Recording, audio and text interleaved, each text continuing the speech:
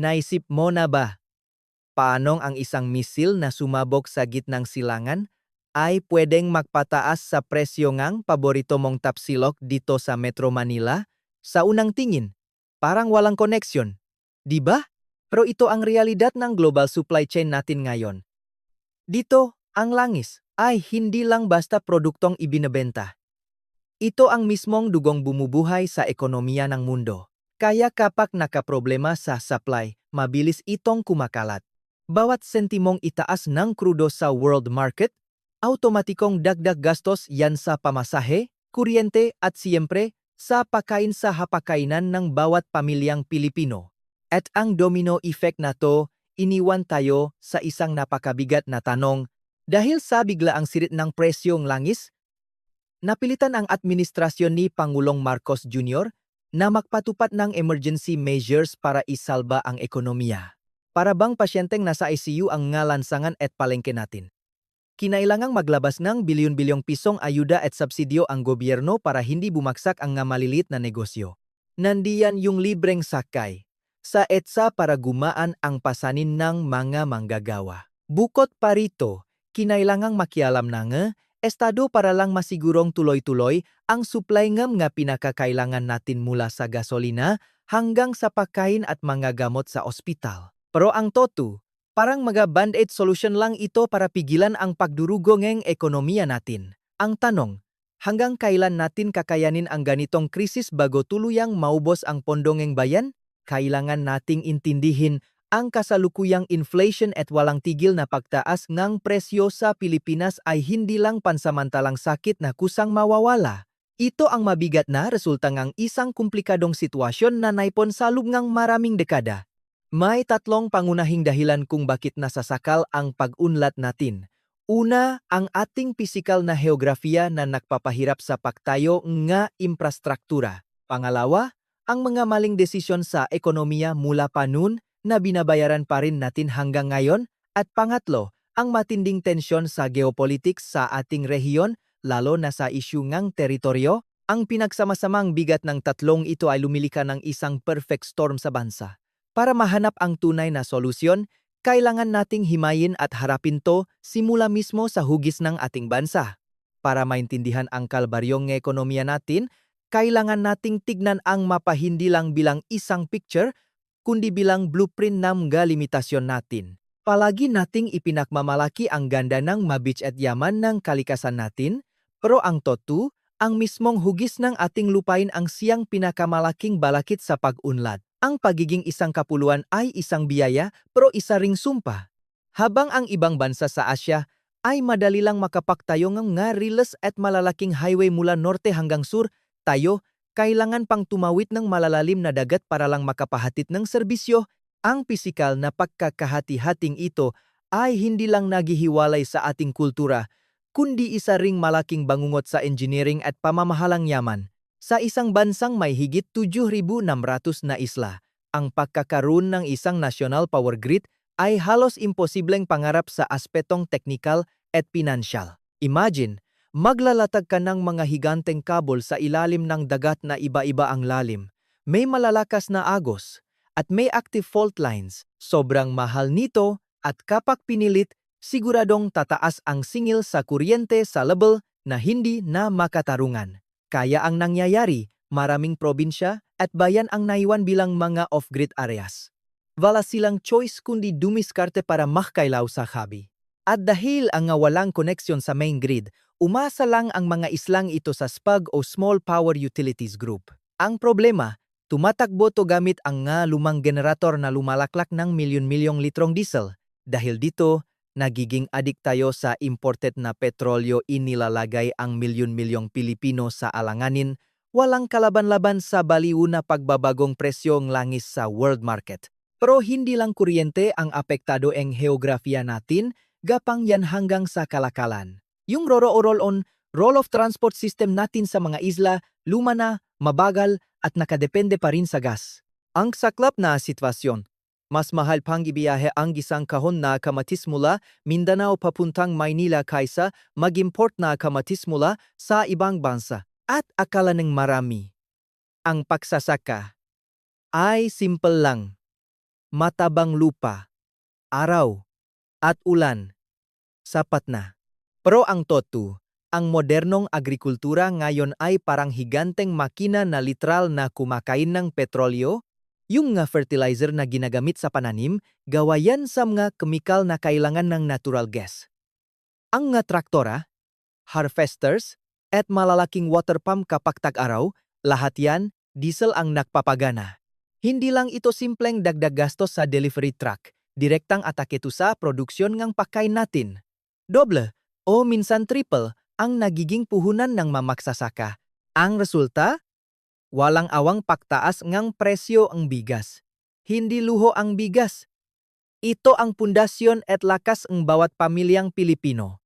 Kapag umabot na sa presyong hindi makatarungan ang pinaka-basic nating pagkain, nakakaroon ng shockwave sa buong ekonomiya. Sa ganitong krisis, may isang malupit na katotohanan, kapag ang sweldo mo hindi tumataas pero ang nabibili mo paliit ng paliit, ang mga nasa ibaba ang unang napipisa. Kaya dito, ang usapin sa enerhiya at langis ay hindi na lang basta business o economics debate.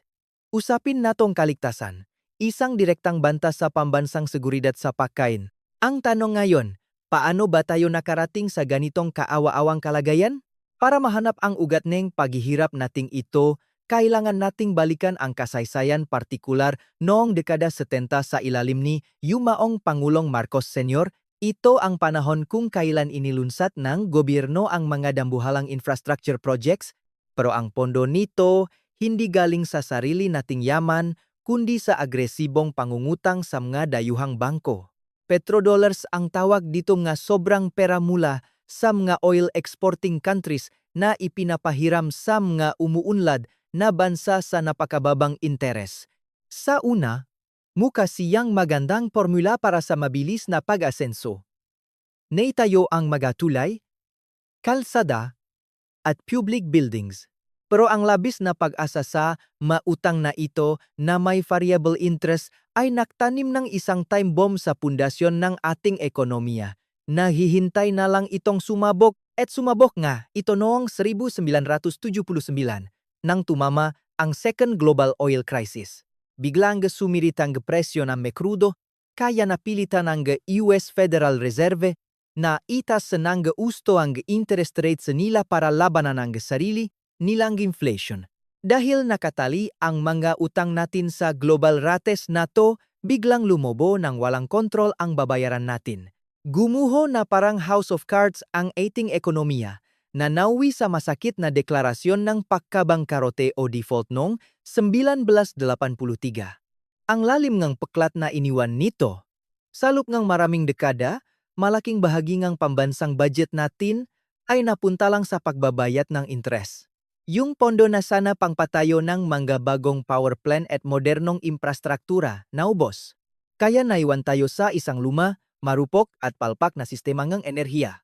Kung may isang proyekto man na sumisimbolo sa matinding pag-aaksaya nun, yan ang Bataan Nuclear Power Plant. Ito ang pinakamalinaw na monumento ngang maling desisyon na patuloy na nakmumulto sa atin ngayon. Isipin mo, mula sa orihinal na budget na $500 million, umabot ito sa nakakalulang $2.3 billion dahil sa korupsyon, sablay na pagpaplano, at pabago-bagong design.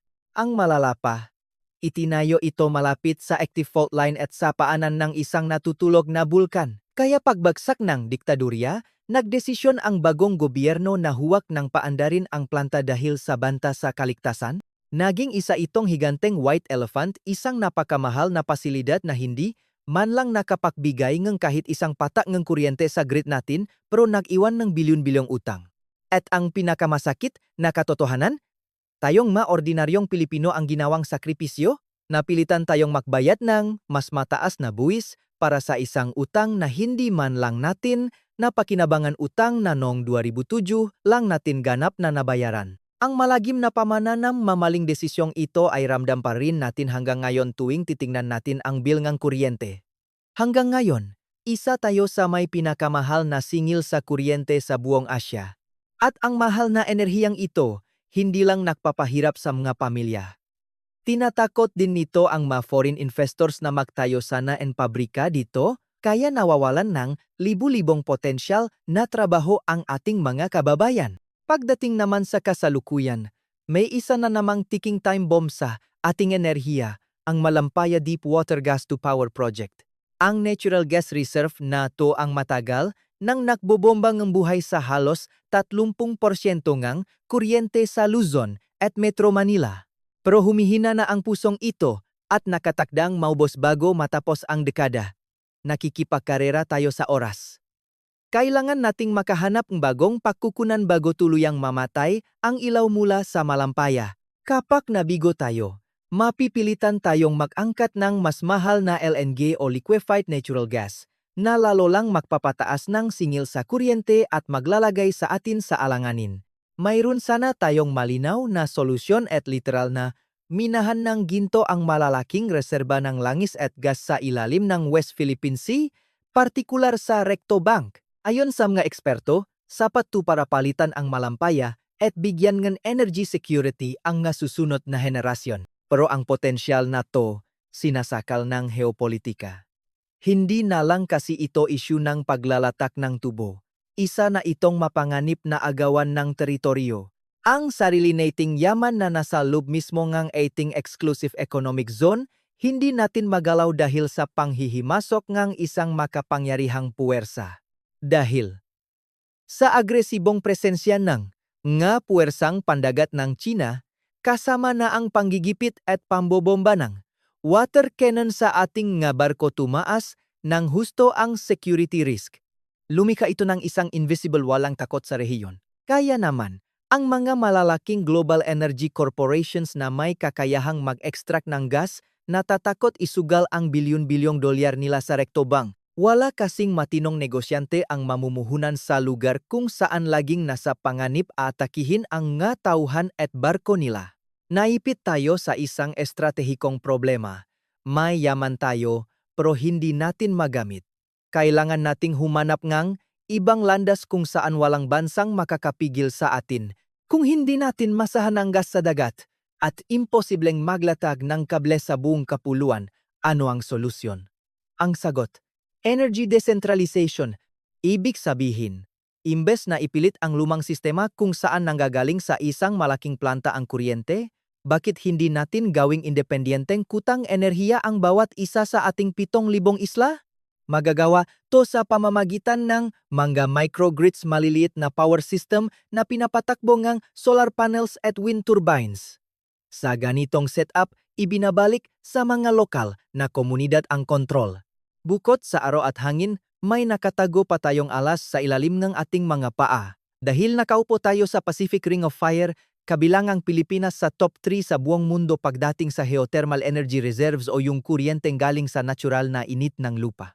At para mapabilis ang pag-develop nito at masolusyonan ang kakulangan sa pondo ng gobyerno, isang makasaysayang patakaran ang ipinatupad, pinayagan na ang mga foreign investors na magmay-ari ng 100% ng mga renewable energy projects, binasag ang dating 40% limit.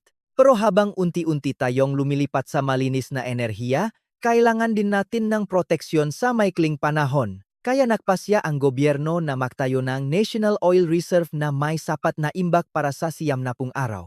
Ang tunay na energy independence ay hindi nakukuha sa pahukayng mas maraming langis, kundi sa pagyakap sa yamang matagal nang naibigay sa atin. Ang kinabukasan ng ekonomiya ng Pilipinas at ang kasiguruhan ng pagkain sa bawat pamilya ay nakasalalay sa kung paano natin gagamitin ang init ng araw, lakas ng hangin, at ang nagbabagang apoy mula sa ilalim ng kalikasan.